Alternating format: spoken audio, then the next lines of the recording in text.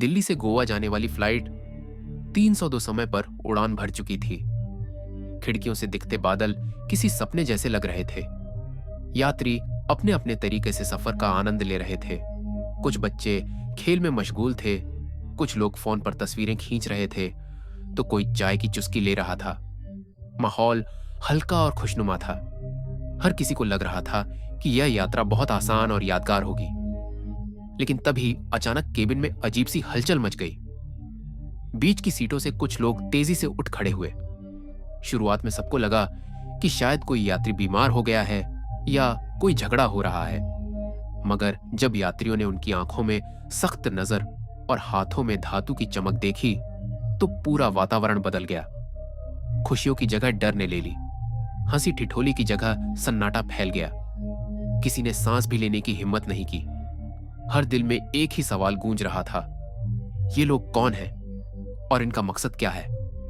विमान अब बादलों के बीच उड़ रहा था, लेकिन अंदर बैठे लोग मानो किसी अंधेरी खाई की ओर गिरते जा रहे थे। विमान अब हजारों फीट ऊपर था, लेकिन भीतर का माहौल किसी कैद खाने से कम नहीं था। 3 नकाबपोश अजनबी पूरे केबिन पर हावी हो चुके थे। उनकी आवाजें धीमी मगर खतरनाक थीं, मानो हर शब्द यात्रियों के दिलों में चाकू की तरह उतर रहा हो। एयर होस्टेस डर से कांपते हाथों से उनकी बात मान रही थी और केबिन की असामान्य गतिविधियों की खबर कॉकपिट तक पहुंच चुकी थी। यात्रियों के बीच बेचैनी बढ़ रही थी। कोई दबी आवाज में भगवान का नाम ले रहा था, तो कोई खिड़की से बाहर देखकर खुद को संभालने की कोशिश कर रहा था। पर सबसे भयावह पल वह था जब उनमें से एक ने अचानक सामने बैठे यात्री पर बंदूक तान दी। पूरा केबिन जम गया। किसी की हिम्मत नहीं हुई कि आवाज निकाल सके। कप्तान ने इंटरकॉम पर यात्रियों को शांत रहने की अपील की, लेकिन उनकी आवाज में भी कंपी साफ झलक रही थी। हर मिनट मानो किसी अनहोनी की ओर ले जा रहा था।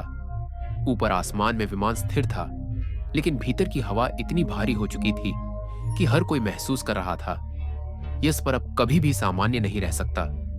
विमान तेजी से झटके खाने लगा। बाहर घने बादलों के बीच बिजली चमक रही थी और अंदर यात्रियों की सांसें थम सी गई थीं। कप्तान की आवाज इंटरकॉम पर गूंजी, कृपया सीट बेल्ट बांध लें और शांत रहें। लेकिन उनकी कांपती हुई टोन बता रही थी कि हालात काबू में नहीं थे। आतंकियों ने पायलट को कॉकपिट से बाहर खींचने की कोशिश की और इसी छीना झपट्टी में विमान का संतुलन बिगड़ गया। लोग अपनी सीटों से उछलने लगे। ट्रॉली सामान गिर पड़ा और बच्चों की चीखें पूरे केबिन में गूंज उठी। अचानक विमान एक झटके से नीचे गिरा, जैसे पूरा आकाश फट गया हो। खिड़कियों से सिर्फ काले बादल और चमकती बिजली नजर आ रही थी।